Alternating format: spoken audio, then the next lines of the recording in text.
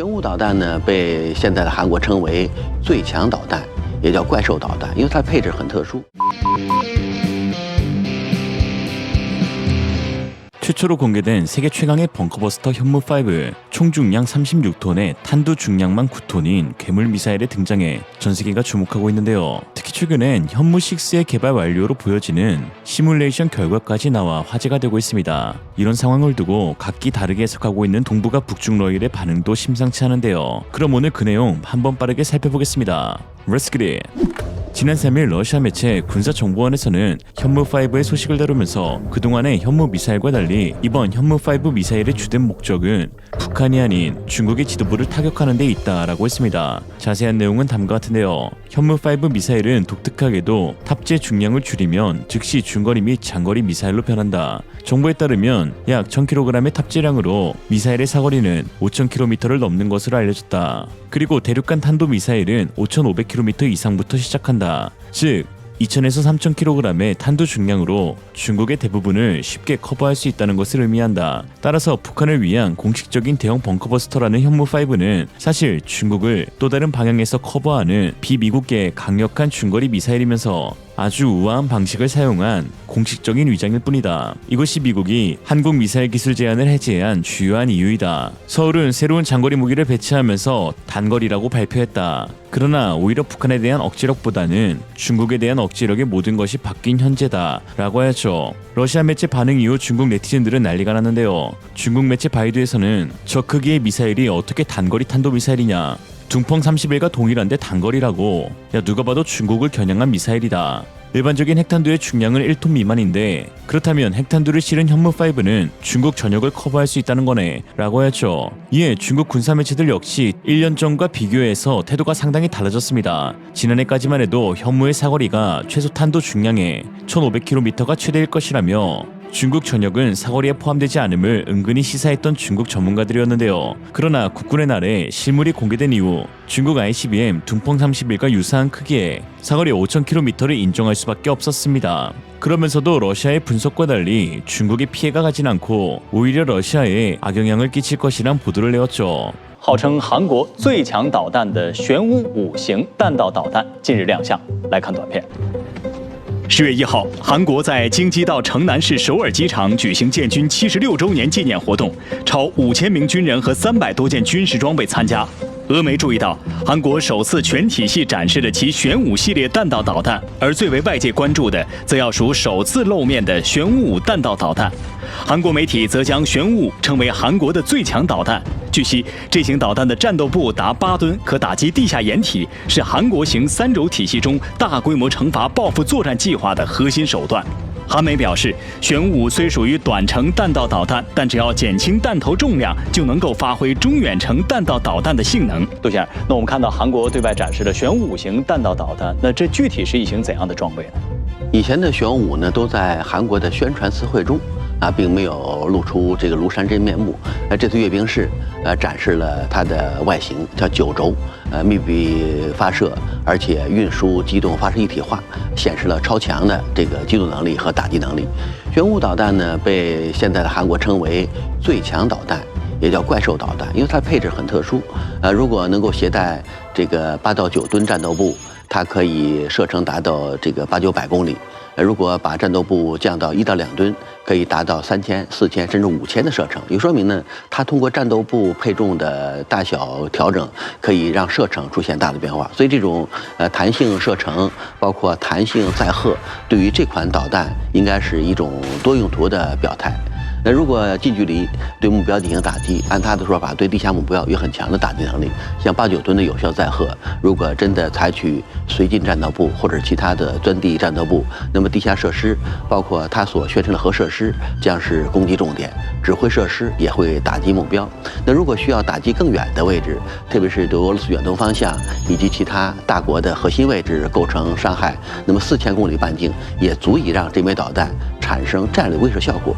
所以这枚导弹它在半岛地区所形成的这个战略压力比以往要大得多。同时呢，对于美国利用这枚导弹对大国竞争发挥作用，也能够起到一定效果。如果按照它的打击半径，美国认为凭借韩国的优势，凭借韩国导弹射程，在大国竞争中，韩国也有可利用的空间。 사실 5,000km 이상이면 중국 전역은 물론 중국이 영유권 분쟁을 벌이고 있는 전 세계 모든 지역이 다 포함되게 됩니다. 중국이 동맹국 또는 비동맹국과 어떤 사건을 마주할 때 현무5의 존재 자체를 고려해야 하는 까다로운 일이 벌어지고 있는 것이죠. 이런 상황 가운데 일부 대만 매체들은 중국이 대만을 침공하게 될 경우 현무5가 중국의 본토를 겨냥할 수 있기에 현무가 양안 전쟁을 억제시키는 재료가 되고 있다는 지들만의 분석을 내놓고 있습니다. 그러나 실제로 양안 전쟁이 벌어질 경우 한국군이 직접적으로 개입할 가능성은 매우 낮으며 인도적 차원에서의 물품 지원 정도 수준으로 그칠 것입니다. 특히나 현무와 같은 전략 무기를 대만을 돕는다는 이유만으로 중국을 향해 발사할 일은 있을 수도 없고 있어서도 안 되는 것이죠.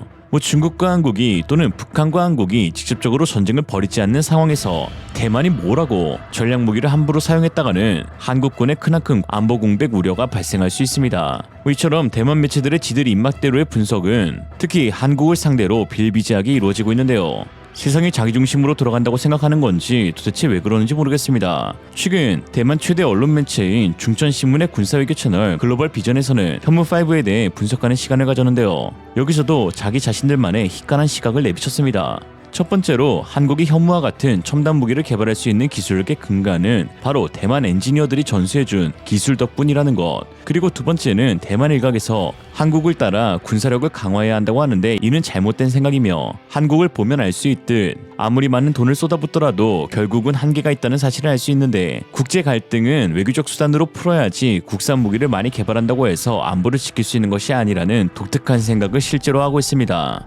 역시 그 딸기군의 그 딸기 군사 전문가답네요. 之为怪兽导弹，这是韩国最新研发的玄武5，它可以携带8到9吨的弹头，据说可以炸毁金正恩的地下碉堡，地下100米它可以炸毁，被韩军视为3轴系统当中最大规模的朝反击和报复系统的核心手段，爆破力跟战术核武相当。南韩最大的敌人、最不可捉摸的敌人就是金正恩。那金正恩跟当初的海山是一样的，为了维护自己的这个生命安全呢，海山就有很多地宫、地下的宫殿。玄武飞弹的确威力很大，一个导弹里面他讲了几吨呢？8到9吨。那开玩笑，8吨的炸药炸起来那很凶了。尤其它的8吨还是分层爆破才能够钻地。它真正的任务就3个：斩首、破坏你核武试验场、破坏你核能工厂。对，因为这3个一打掉，你北韩最嚣张的东西就没有了。北韩又想跟俄罗斯要超高音速飞弹，所以我讲嘛，每个国家是军事战备，你有矛我有盾，你有盾了我就要把矛更厉害。所以你看南韩、北韩的竞争呢，你搞这个，你有这个我就拿你要这个我就要有超高音速飞弹。那这个问题，韩国当然是对军武科技是蛮讲究的了。那当时我们 IDF 被美国停产以后，所有工程师都被聘到韩国去了，所以韩国的传统武器能力并不差。南韩唯一的弱点就是首都太近，离北韩太近，离北韩太近。一开战的话，会遭受很严重的损失，而这个损失很难恢复。你要北韩是穷惯了，穿草鞋的不怕穿皮鞋的首尔一旦被打掉，就没了，韩国就没了。那韩国人口多少？5000万，有多少住在首尔旁边？2500万，就是一半。而且这一半的距离啊，没有很大哎，你不要以为像那北京市那么大哎，不是哎，很密集的，对，很密集哎。尹锡悦吹牛说，如果北韩动用核武，北韩政权会被韩美同盟这个终结。问题是北韩动用核武的尹锡悦就已经被终结啦。他不用核武，北韩只要用传统火炮就把它赶完了。那50公里对这个北韩来讲很轻松，可是如果他用核弹的话，他动用核武打首尔的话，首尔就马上不见了。你还有什么反制行动？这是首尔的最大的弱点。它不像北韩哦，人口不到3000万，可集中在平壤的并不多啊。2023年的这个军事的排名哦，它排全世界第6。你们知道前5是美、俄、中、印、英，这5个都是核子国家。换言之，拿掉核武，传统国家全球排名第1的是南韩。你说这个南韩这个国家厉不厉害？真的太厉害了。我讲到这里，你羡不羡慕他？我告诉你啊，当初我去的时候好羡慕，我现在一点都不羡慕。我觉得他们国家真的蛮可怜的。为什么？刚刚不是说这个飞弹叫做玄武，对不对？对。啊，这个多厉害多厉害！它一颗是8吨9吨嘛。你知道人类使用的第一颗弹叫做小男孩，是1.3万吨，那颗小小的，相当于多少？这个玄武1444颗。你这个东西你能下到北韩吗？下不了的，人民是不是很可怜？我的感觉是，他真的要从一个根本去解决这个问题。你这样的武装，你是花钱，就台湾是一样的。你武装花钱的结果，你能不能为你得到安全感？ 한편 대만과 중국이 헛소리를 하고 있는 상황 가운데 일부 눈치 빠른 국내 네티즌들은 현무5가 나왔다는 것은 이미 현무6가 개발이 완료되었다는 것이라는 주장을 펼쳤는데요. 사실 어느 정도 맞는 말인 것이 현무5의 경우 최초 공개는 이번 10월 1일이었지만 개발 완료는 작년 초였던 것으로 알려졌고 현재 대량 양산까지 시작할 정도여서 늘 군비를 축소 발표했던 한국군의 경향상 현무6의 개발은 완료되었거나 거의 완료 단계라는 것을 알 수 있습니다. 특히 이번에 이러한 주장을 뒷받침해주는 근거도 제시되었는데요. 지난 2023년 12월 기사에 따르면 고위력 탄도미사일 현무5의 경우 다양한 탄두 재료와 탄두 형태를 개발하여 폭발력을 비약적으로 향상시킨 것으로 드러났습니다. 군에서 실시한 탄두 중량 8톤의 현무5의 미사일 폭발 시뮬레이션 결과 기존의 11톤 탄두를 사용했을 때의 위력을 능가하는 성능을 보였는데 관계자에 따르면 탄두 중량을 9톤까지 늘리면 폭발 위력은 13톤 탄두와 비슷할 것이라며 탄두 중량 대비 실제 폭발 위력이 30에서 50%가량 높아졌다라고 했습니다. 이러한 성과는 현무6의 개발이 이미 완료되었거나 상당 부분 진척되었음을 의미하는 것으로 해석할 수 있습니다. 현무6에서 적용된 첨단 기술과 혁신적인 탄두 설계가 현무5에 선제적으로 적용되었기 때문에 이번 양산된 현무5의 폭발력은 일반적인 수준을 뛰어넘는 것으로 보이는데요. 일반적인 수준은 탄두 중량과 폭발력이 비례하여 탄두 중량 9톤이며 폭발력도 9톤인 것이 보통이지만 현무5는 개량되어 더 엄청난 폭발력을 발휘하고 있다는 것입니다. 이러한 폭발력의 향상은 단순한 탄두 재료나 형태의 개선만으로는 설명하기 어려우며 이는 고에너지 폭발물의 개발, 첨단 추진 기술의 적용 또는 다탄두 기술과 같은 첨단 분야에서의 기술적 진보가 이루어졌다고 볼 수 있습니다. 즉 현무6의 핵심 기술이죠. 그리고 현무6의 경우 자세한 재원은 알 수 없으나 현무5의 성능을 개량한 버전이고 2단 고체 연료로 전체 길이나 외양은 현무5와 동일한 것으로 알려졌습니다. 군 당국은 향후 탄두부 구성을 현재보다 더욱 개선하여 현무5의 폭발 위력을 14톤까지 끌어올리는 등 폭발 효율성을 극대화할 방침을 세운 것으로 알려졌습니다. 그런 의미에서 현무5는 최강의 미사일은 아닙니다. 더욱 최강의 미사일이 개발 중이거든요. 그날이 오면 또 중국과 대만이 어떤 반응을 보일지 그때도 리얼리즘이 함께하겠습니다. 오늘의 한 줄 평.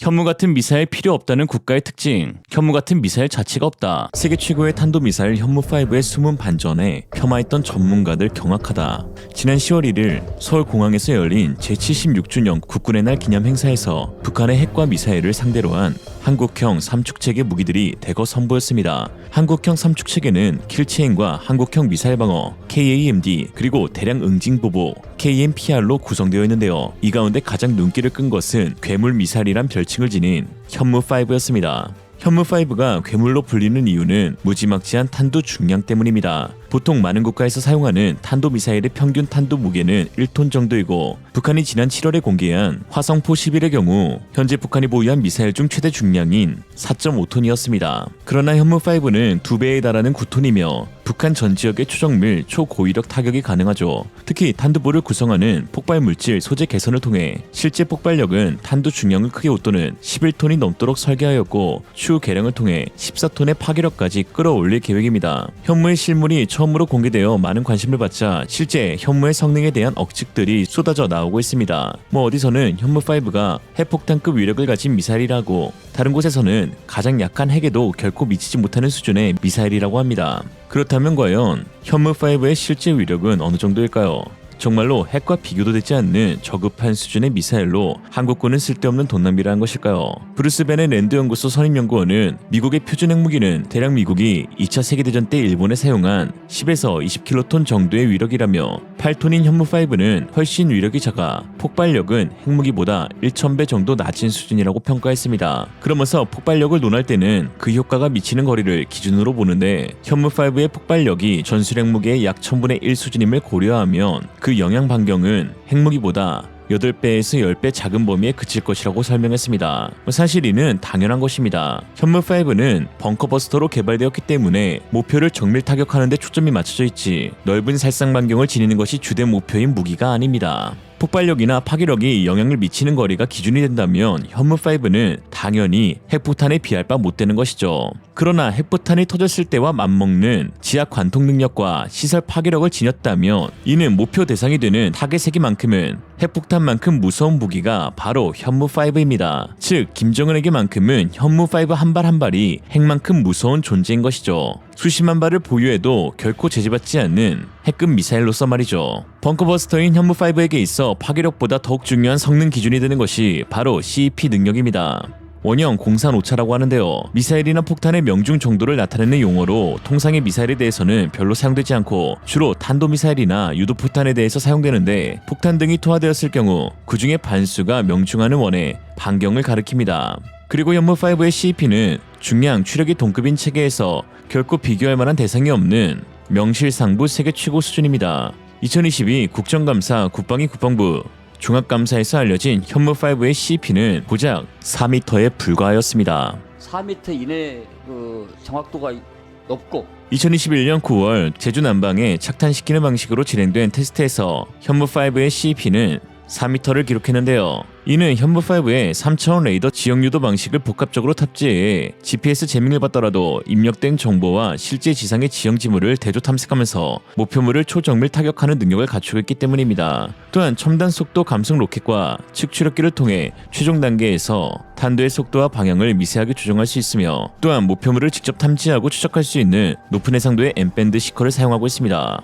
여기에 덕산 뎁스코어의 8극 이상 GNSS 안테나와 한화의 관성함법 체계를 통해 실시간으로 정확한 위치 정보를 제공받을 수 있죠. 이러한 첨단 기술의 접목으로 현무5는 CP 4m에 달하는 높은 정확도를 달성할 수 있었습니다. 이는 세계 최고 수준인데요. CSIS의 자료에 따르면 러시아 이스칸데르 M 미사일은 관성 유도 사용 시 약 200m, 글로나스 위성 유도 사용 시 50m, 여기에 옵션 광학 추적기 사용 시 20m로 CEP 최대치를 기록합니다. 미국의 트라이던트 2 D5의 경우 약 90m의 CEP이고 업그레이드된 버전은 30m까지 감소가 가능한데요. 중국의 둥펑 21D의 경우 약 10에서 20m로 알려져 있으며 둥펑 31의 경우 300m까지 커집니다. 북한의 화성 시리즈는 매번 불규칙하여 측정이 어려운데 평균 수백 미터에서 수킬로미터까지 추정되는 것으로 알려져 있습니다. 이렇게 말씀드리면 어차피 핵폭탄은 유효 범위가 수킬로미터에 달하는데 CEP가 뭐가 중요하겠냐 하실 수 있는데요. 사실 그렇진 않습니다.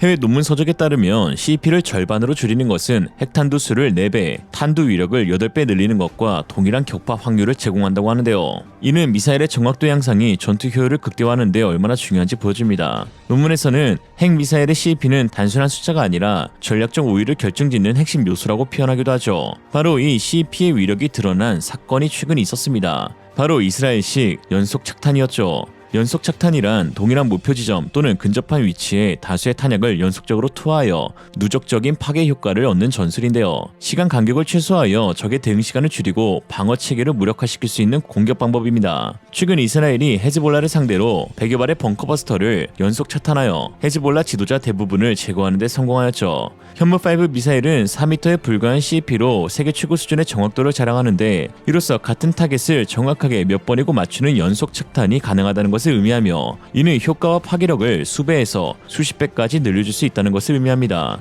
불과 몇 초에 걸쳐 동일한 목표 지점에 떨어지는 연속적인 공습은 적군들의 사기 저하와 조직력 약화를 초래하고 지휘 통제 체계에 혼란을 주어 효과적인 저항을 어렵게 만들죠. 특히나 현무5의 경우 개량된 탄두로 인해 일반적으로 알려진 파괴력 대비 더 큰 파괴력을 지니고 있는데요. 국방과학연구소에서 2010년대 탄소, 텅스텐, 티타늄, 코발트, 실리콘, 몰리브덴, 니켈, 비나디움, 크롬, 망간 등의 구성비를 가진 신형 관통 탄두를 특허낸 적이 있었는데 이는 열간 압연 방식으로 제작하고 300도의 온도에서 저온열간 가공으로 그 형상을 다듬는 것이 가능한 인장 강도 2000메가파스칼급의 탄두로 미국이 개발한 벙커버스터용 에글린 강철보다 인장 강도가 약 15% 우수하다고 합니다. 이번 현무에 탑재된 탄두에는 9톤급 관통 탄두를 탑재한 것으로 보이며 지중 폭발로 지진을 유발해 지하시설을 파괴할 수 있어 대략 300m 깊이의 벙커를 무력화하는 것이 가능할 것으로 보입니다. 사실상 북한의 모든 시설은 다 파괴가 가능한 것이죠. 또 이렇게 말씀드리면 야 그래도 핵만큼 많은 피해를 못 끼치잖냐, 떼거지로 몰려오는 적군을 현무로 어떻게 막을 건데 라고 하실 수 있는데요. 이 또한 철저하게 대비한 국가가 바로 한국입니다. 한국 미사일의 특징이 두드러지는 것 중 하나인데 벙커버스터 미사일을 DPICM탄으로 사용할 수 있다는 것입니다. DPICM탄은 아시다시피 집속탄, 클러스터탄으로 자탄을 품은 모탄을 발사해 엄청난 범위를 타격할 수 있죠. 대표적으로 KT짐 전술탄도 미사일이 2버전을 다 쓸 수 있는데요. 현무5 역시 벙커버스터와 동시에 DPICM탄으로 사용할 수 있습니다. 일반적으로 사용되는 M77 자탄을 사용했을 경우 개당 0.23kg의 무게인 M77을 현무5에는 35,000여 발 탑재할 수 있습니다. ATACMS 미사일 하나에 275개의 자탄을 실을 수 있으니 엄청난 차이가 난다고 할 수 있죠. 현무5가 길이 20m에 직경 2.8m, 총중량 36톤, 최대 속도 마하 10, 최종 돌입 속도 마하 4, 상공 5,000m에서 자탄을 분산한다고 가정할 시 각 자탄당 약 15m의 치사 반경을 가지고 있는 M77의 경우 영향 면적은 대략적으로 9.6km로 추정되는데 이는 축구장 약 1,344개에 해당하는 면적입니다. 가히 엄청난 피해라고 할 수 있죠. 이는 10킬로톤 전술핵과 영향 면적이 유사한 것을 알 수 있습니다. 전술핵이 아무리 강력하다 한들 핵을 실제로 사용하는 것은 똑같이 핵을 막겠다는 것을 각오한 처사이자 국제사회의 모든 규제를 받아들이겠다는 의미에서 사실 쉽지 않은 결정이지만 DPICM탄은 핵무기에 비해 국제 규제가 거의 없다시피 한 무기입니다. 특히 한국은 폴란드, 이스라엘과 함께 집소탄 금지 협약에 가입하지 않은 국가 중 하나입니다. 북한군이 130만 명, 중공군이 230만 명이니 왜 가입하지 않았는지는 뻔하겠죠. 특히나 한국은 자탄을 생산할 수 있는 국가 5곳 중 한 곳이며 불발률 1% 미만 자탄을 생산할 수 있는 유일한 국가이죠. 이처럼 적재적소에 알맞게 또 위협이 되면 사실 언제라도 선제 타격할 수 있는 현무5라는 미사일은 매년 70발이 양산되어 김정은에게 가장 위협적인 무기가 되고 있습니다. 최근 김여정이 현무5를 콕 집어서 온갖 상스러운 언어로 비방한 이유가 있는데요. 그게 가장 거슬리고 언짢다는 거죠. 현무5에 대한 북증서가 나온 것입니다. 김여정은 지난 7일 현무5를 두고 전술핵 무기급이나 다름없다는 황당한 궤변으로 분식된 흉물이라며 아마 한국 것들은 재래식 탄두의 화학 질량만 붉으면 핵탄두로 변이된다는 기상천외한 사유 방식을 가지고 있는 모양이라고 했습니다. 그니까 여정아 잘 모르면 리얼리즘 보라니까. 핵이 없어 슬픈 한국이 할 수 있는 모든 영향을 쏟아부어 만든 결정체 현무5. 사실 핵탄두는 이름이 가져다주는 무게감에 비해 개발하기 크게 어렵지 않은 물건입니다. 오히려 더 멀리, 더 무겁게 발사할 수 있는 현무 관련 기술력이 더욱 어렵죠. 1톤 미만에 불과한 핵탄두를 현무에 달면 그게 바로 CP 4m의 미친 한핵 1호가 되는 것입니다. 오늘의 한 줄 평. 현무가 얼마나 대단하길래 사람들이 현무 하나 싶었는데 실물 한번 보니까 현무 2000파운드 벙커버스트에 항복한 헤즈볼라, 1300배 강력한 현무5에 김정은 납작 엎드리다. 지난 9일 드디어 레바논 무장정파 헤즈볼라가 조건 없는 휴전 협상 가능성을 거론해 전 세계 이목이 쏠리고 있습니다. 사실상 휴전 같은 항복이라고 할 수 있는데요. 이스라엘의 벙커버스터의 초강도 공세에 밀려 타협안을 내었습니다. 주요 외신에 따르면 레바논 정치인 술레이만 프렌지에는 헤즈볼라가 원하는 가장 큰 우선순위는 이스라엘이 공세를 중단하는 것이라며 이스라엘 벙커버스터 공격이 효과적이었음을 시인했습니다. 다만 외교적 모멘텀을 창출하기에는 너무 늦었다는 지적도 나오고 있는데요. 카네기 중동센터의 모하나드 하게알리 부센터장은 이스라엘이 헤즈볼라에 대한 군사적 압박을 강화해 우위를 점할 수 있었다며 헤즈볼라는 정치를 하려고 하고 있지만 이스라엘은 이를 완전히 무시하고 있으며 굳이 군사작전을 중단할 이유가 없다는 모습을 보인다라고 했습니다. 헤즈볼라가 이처럼 납작 엎드려 두 손 두 발 모두 들며 항복을 선언한 것은 최근 지도자 나스랄라가 BLU-109 벙커버스터 공습으로 제거된 지 불과 며칠 만에 그 후계자로 지목된 하셈 사피에딘도 똑같은 방법으로 제거되었기 때문입니다. 이스라엘은 사피에딘을 표적 삼아 지하시설 안에 초대형 폭탄을 투하했다고 전했죠. 지도부의 강한 권력으로 유지되는 테러단체 및 권위주의 국가의 특성상 벙커버스터는 사실상 가장 치명적인 무기라고 할 수 있는데요. 그들의 도피처이자 주된 은신처인 지하 벙커를 직접 타격할 수 있어 지휘체계를 단번에 파괴할 수 있는데 이로써 불필요한 인명피해를 줄이며 전략적으로 집단을 무너뜨리는 가장 유용한 무기가 벙커버스터이죠. 최근 한국이 공개한 세계 최고의 벙커버스터 미사일 현무5에 대한 김정은의 반응만 봐도 알 수 있습니다. 10월 1일 그동안 비닉으로 감춰져 있던 현무5의 실물이 공개되었고 일주일 뒤인 지난 8일 김정은은 이 같은 다소 충격적인 발언을 꺼냈습니다. 우리는 솔직히 대한민국을 공격할 의사가 전혀 없다. 그러면서 김정은은 이어 이같이 말했는데요. 이전 시기에는 우리가 그 무슨 남녘 해방이라는 소리도 많이 했고 무력 통일이라는 말도 많이 했지만 지금은 전혀 이에 관심이 없으며 두 개 국가를 선언하면서부터는 더더욱 그 나라를 의식하지도 않고 의식하는 것조차도 소름이 끼치고 그 인간들과는 마주서고 싶지도 않다. 대한민국이 안전하게 사는 방법은 우리가 군사력을 사용하지 않게 하면 되는 것인데 문제는 시도 때도 없이 우리를 건드리고 있다는 것이다 라고 했죠. 현무5 미사일의 탄두가 자신을 향해 겨냥하고 있자 김정은은 급히 한국과 싸우고 싶지 않다는 의사를 내비친 것인데요. 이래서 평화가 이루어지지 않는다면 힘이 부족한 게 아닌지 따져봐야 한다는 것입니다. 그러나 그동안의 북한의 패턴을 보면 알 수 있듯 이는 화전 양면 전술일 가능성이 매우 높습니다.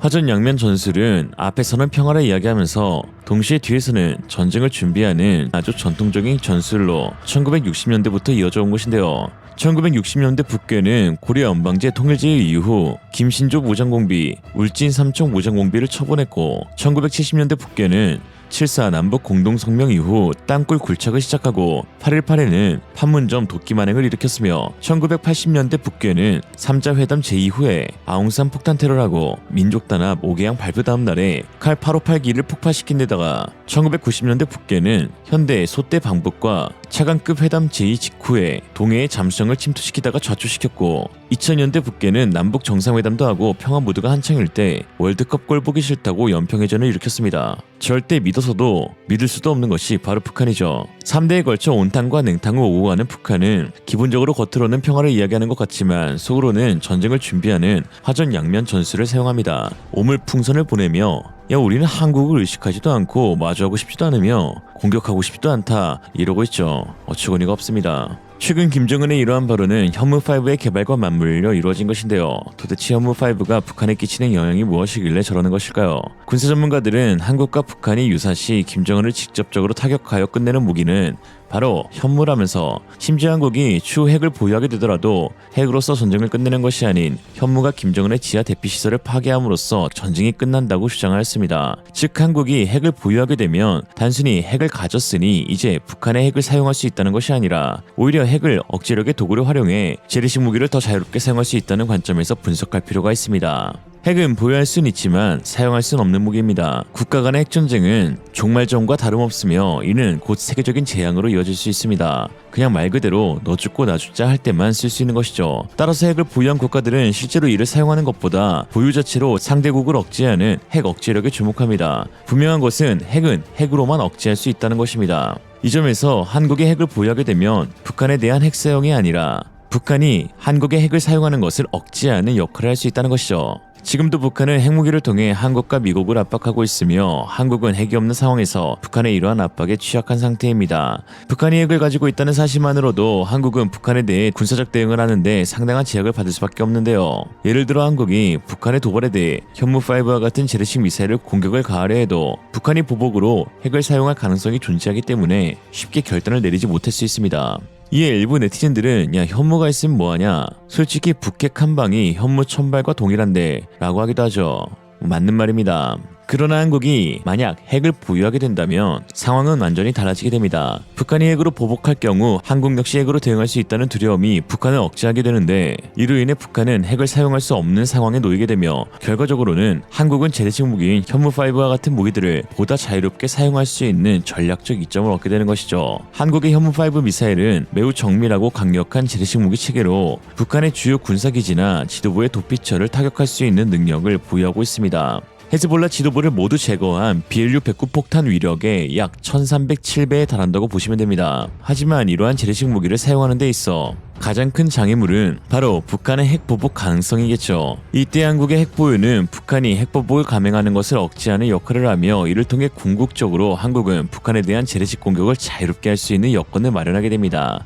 핵을 보유하고 있는 이란이 이스라엘을 상대로 시전하는 핵 위협이 씨알도 안 맥히며 이스라엘이 오히려 마음껏 헤즈볼라를 깨부실 수 수 있는 것도 야 너도 핵 있고 나도 핵 있어 라는 대응 전략 때문입니다. 즉 한국이 핵을 보유하게 되면 이는 핵을 쏠 수 있다는 의미보다 한국이 보유한 현무5와 같은 수십 종의 재래식 무기를 더 자주 그리고 더 효율적으로 사용할 수 있는 환경을 제공하는 것입니다. 그리고 그 대상은 북한의 지도층 김정은에게 향하겠죠. 이런 상황 가운데서 북한과 중국 그리고 이란의 핵 위협이 고조됨에 따라 한국의 핵무장 실현 가능성도 높아지고 있습니다. 국민적 찬성 여론은 7, 80년대 이후 최대치인 77%를 기록하고 있고 미국과 같은 동맹국에서도 한국의 핵무장에 찬성하는 목소리도 커지고 있죠. 그렇다면 과연 한국의 핵 제조 능력은 어느 정도까지 와 있을까요? 독자적인 핵 개발이 가능한 수준일까요?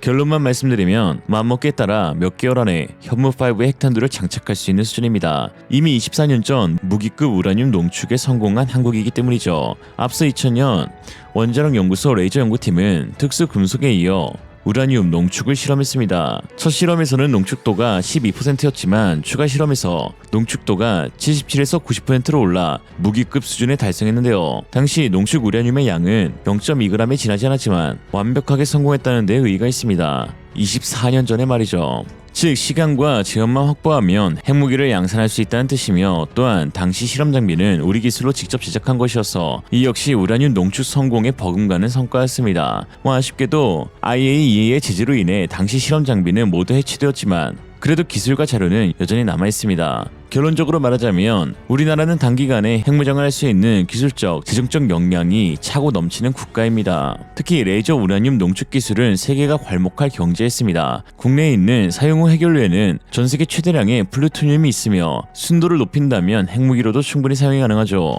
미국 대선 주자가 누가 되냐에 따라 한국의 안보에 행방이 달려있다는 어처구니 없는 소리는 이제 더 이상 들으면 안 됩니다. 후대들이 어떻게 생각할까 벌써 쪽팔립니다. 미국 핵 자산만 바라볼 게 아니라 한국 자국책도 더불어 진지하게 검토해야 할 시점이죠. 미국의 전략적 인내에 편승하다가는 뉴욕을 구하러 서울을 떠나는 미군을 보면서 한탄만 하다가 끝날 수도 있습니다. 이에 유사시에 대비해 플루토늄 보유량을 최대치로 늘려 핵개발 잠재력을 끌어올려놔야 할 것입니다. 이스라엘의 단호한 조치로 헤즈볼라는 조건 없는 휴전, 즉 항복을 선언했습니다. 한국이 단호히 핵을 보유하여 현무의 탄두를 김정은에게 향한다면 이 또한 항복을 선언받을 수 있겠죠. 오늘의 한 줄 평, 역시나 미친 게임 몽둥이가 약이다. 이생으로 리얼리즘이었습니다. 여러분의 생각은 어떠신가요? 현명하고 지혜로운 여러분의 의견을 지금 댓글에 남겨주세요. 감사합니다.